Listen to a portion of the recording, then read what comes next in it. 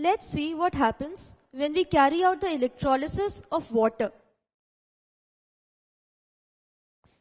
We take this apparatus. These two act as electrodes. They're connected to a switch and to a bulb. So now we have pure water inside this vessel. So let's see what happens. When the switch is switched on, only on connecting the two rods, we see that the bulb lights. So we need a closed circuit for electricity to flow. So pure water does not conduct electricity on its own. But when we add salt,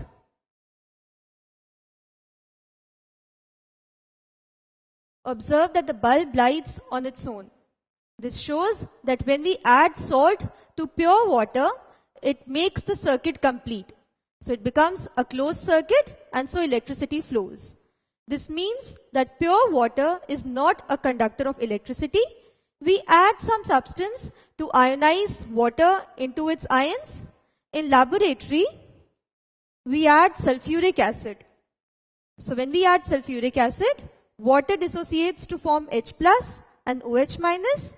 Sulfuric acid dissociates to form H plus and sulfate ions. So now we have 3 ions in the solution. Only one positive ion, that is hydrogen ion, and 2 negative ions, that is hydroxide and sulfate ions. So now let's look at the electrode reactions, that is the reaction taking place at the cathode and at the anode. Let's start with the cathode. So the cations migrate at the cathode. In this solution, we have only one cation, that is H plus. When we have only one cation, this particular cation migrates towards the cathode and is discharged at the cathode. So the reaction taking place at cathode is H plus migrates towards the cathode. To become neutral, it gains one electron and becomes H atom. H atom on its own is not stable. So it combines with another hydrogen atom to form hydrogen gas. So the product formed at the cathode is hydrogen gas. Now let's look at what happens at anode. 2 anions are migrating towards the anode. There is hydroxide anion and sulfate ion. So now out of these two, we know only one anion can be discharged at the anode. So now we have OH minus and we have sulfate. So based on the relative position of these anions in the electrochemical series, we know that OH minus can be discharged at the anode. So let's look at the reaction taking place at anode. OH minus is discharged at the anode. So in order to become neutral, it loses one electron. It becomes OH. This species OH is not stable. It combines with another OH to form a water molecule and oxygen atom. Now again, the oxygen atom is not stable on its own. It combines with another oxygen atom to form oxygen gas. So the product formed at anode is oxygen gas. So let's look at how this process of electrolysis is taking place in the laboratory. These are the 2 electrodes. When we carry out the electrolysis of water, it is observed that bubbles arise from both of the electrodes. This means that 2 gases are released, one at the cathode and one at the anode.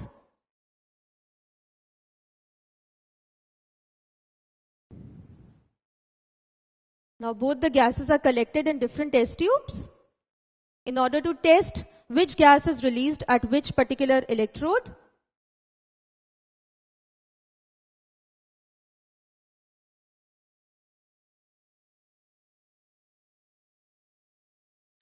So the gas at cathode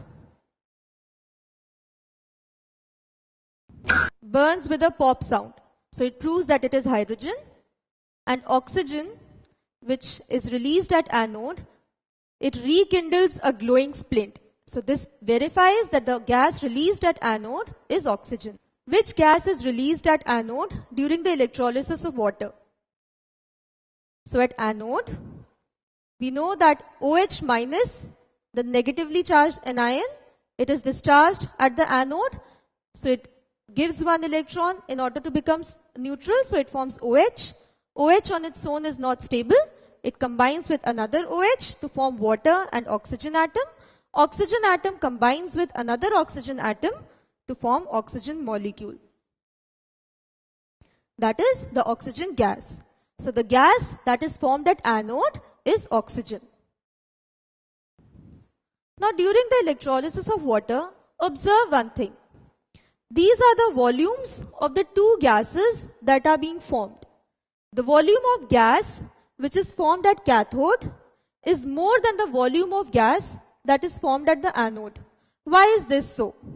Why is the volume of gas formed at cathode more than the volume of gas formed at anode?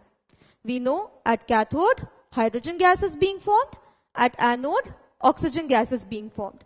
So let's see a few reactions to find out why the volume of hydrogen is more than oxygen. We know that at anode, this is the reaction taking place. OH minus releases one electron to form OH. This reaction can also be written in this form. That is, OH minus gives one electron. So we can write it as a product. Now we take this equation. We can write OH plus OH, the second equation which we were getting when two OH combine with each other to form water and oxygen atom. And now we know that two oxygen atoms combine to form oxygen molecule. That is the oxygen gas. We know from partial equation method that whenever we have two species present on both the sides, so we see oxygen atom on the left hand side and oxygen atom on the right hand side. So we try to cancel the species which are present on both the reactant and the product side. So in this case, we see there are two oxygen atoms, and in that we have only one oxygen atom. So we multiply the entire equation by 2. We get 2OH, 2OH, 2 water molecules and 2 oxygen atoms. So now we can cancel these. So the final equation that we get is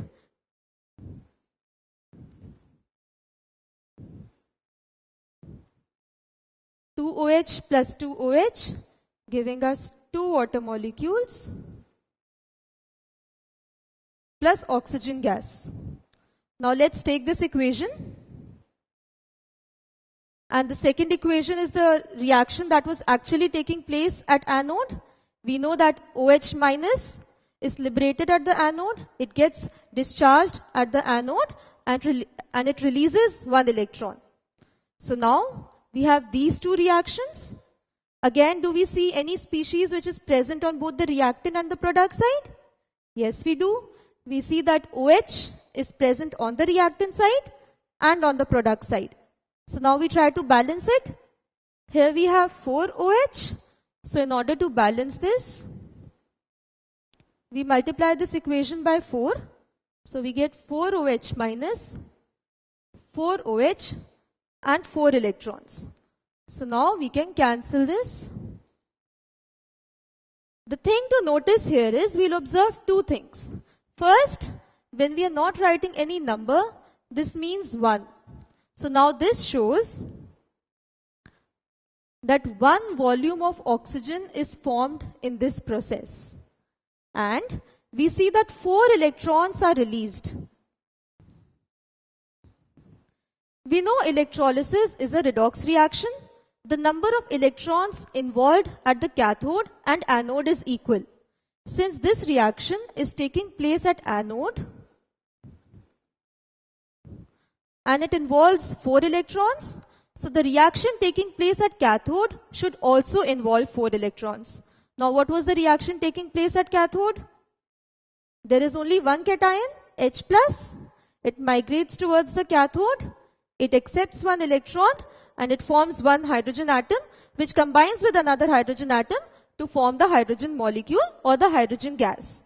Since 4 electrons are involved at the anode, so at cathode also we need 4 electrons. Since the electrolytic solution is always electrically neutral, so the number of electrons taking part at the anode is equal to the number of electrons taking part at the cathode. Now we'll try to balance this equation. We have 4 negative charges. So in order to balance it, we need 4 positive charges. Since the electrolytic solution is always electrically neutral, and now we have 4 hydrogen atoms. So to balance this, we get 2H2. So what do you observe? 2 volumes of hydrogen are formed.